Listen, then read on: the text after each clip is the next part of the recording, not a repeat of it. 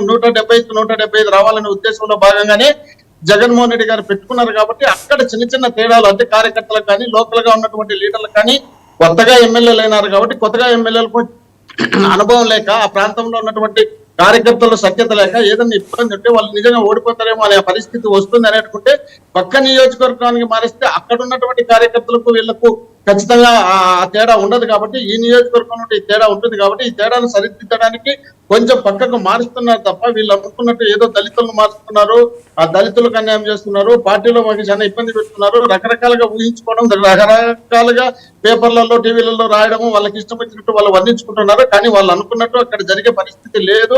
ఖచ్చితంగా జగన్మోహన్ రెడ్డి గారు జనంలోకి వాళ్ళు ఎమ్మెల్యేలు 5 ఏళ్ల ప్రజాప్రతినిధులు, 5 ఏళ్ళు జనం ఓట్లేస్తే జనం దీవిస్తే గెలిచిన ఎమ్మెల్యేలు. మీరు స్కూల్ పిల్లల్ని మార్చినట్టు ఎల్కేజీ నుంచి యూకేజీ ఇంకొక స్కూల్ ఆ స్కూల్ మార్చినట్లు ఒక్కొక్క దళిత ఎమ్మెల్యేలు ఏడుస్తున్నారండి పాపం, గగ్గోలు పెడుతున్నారు. ఎందుకు పార్టీలో ఇంత సంక్షోభానికి ఇక్కడ సంక్షోభం అనేది ఊహించుకున్నది మాత్రమే, సంక్షోభం లేదు. సంక్షోభం ఉంటే నిజంగానే అక్కడ జగన్మోహన్ రెడ్డి గారి పరిపాలన బాగలేకపోతే, జగన్మోహన్ రెడ్డి గారికి ఎమ్మెల్యేలకు బాగలేకపోతే మార్చక మునిపే రాజీనామా చేసి వెళ్ళిపోతే అక్కడ సంక్షోభం ఉన్నట్టు. జగన్మోహన్ రెడ్డి గారు మీ పరిస్థితి మీరు చెప్పినట్టు నడుచుకోలేదు కాబట్టి కొంచెం అక్కడ ఉన్నటువంటి క్యాడర్ తో వ్యతిరేకత ఉంది కాబట్టి వ్యతిరేకత ఎక్కువగా ఉన్నటువంటి వ్యక్తులను పక్కన పెట్టి మీకు ఖచ్చితంగా ఏదో ఒక అవకాశం ఇస్తానని చెప్పి వాళ్ళకి చెప్పడం జరుగుతుంది. పక్కన మార్చే వాళ్ళకి అక్కడ లోకల్ గా ఉన్నటువంటి 10 మంది కాదు మోహన్ రెడ్డి గారు, 10 మంది ఓ 5 10 15 అంటే వేరు. మీరు ఏకంగా 50 మందిని 70 మందిని 80 మందిని మారిస్తే అది పార్టీ కాదు కదా.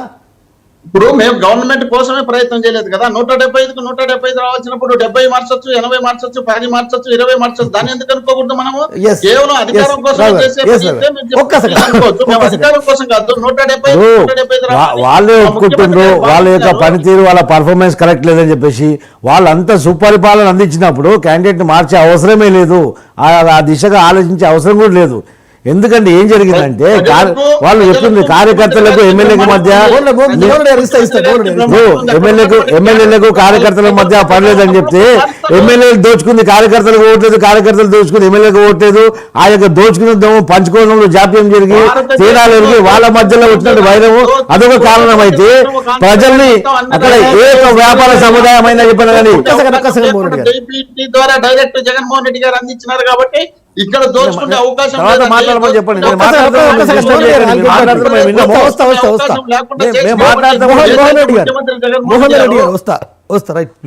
ఇప్పుడు ఏ విధంగా పరిపాలన జరుగుతుందంటే ప్రతి ఒక్క నియోజకవర్గంలో ఒక చిన్న సూపర్ మార్కెట్ కానీ ఒక ఎగ్జిబిషన్ పెట్టాలంటే కూడా లోకల్గా ఉన్నటువంటి ఎమ్మెల్యేలకు కమిషన్లు ఇవ్వాలా. ఇప్పుడు వారు చెప్పినట్టే వారే ఒప్పుకున్నారు, కార్యకర్తలకు ఆ ఎమ్మెల్యేల మధ్య కమిషన్ లేదు, గ్యాప్ ఉందని చెప్పేసి ఇదంతా దాచుకోవడం జరుగుతుంది. అప్పనంగా ఆంధ్రప్రదేశ్ ప్రజలను మొత్తం దోపిడీ చేస్తున్నారు. ఇది మొత్తం రాష్ట్ర ప్రజలంతా వీక్షిస్తున్నారు. ప్రతి నియోజకవర్గంలో దోపిడీ జరుగుతున్నది. ఏ ఒక్క అభివృద్ధి సంక్షేమం ఎక్కడ లేదు, మొత్తం రౌడీజం గుండాయిజం జరుగుతుంది అక్కడ. ఆ దాంట్లో ఇప్పుడు అంత సుపరిపాలన అందిస్తున్నారు.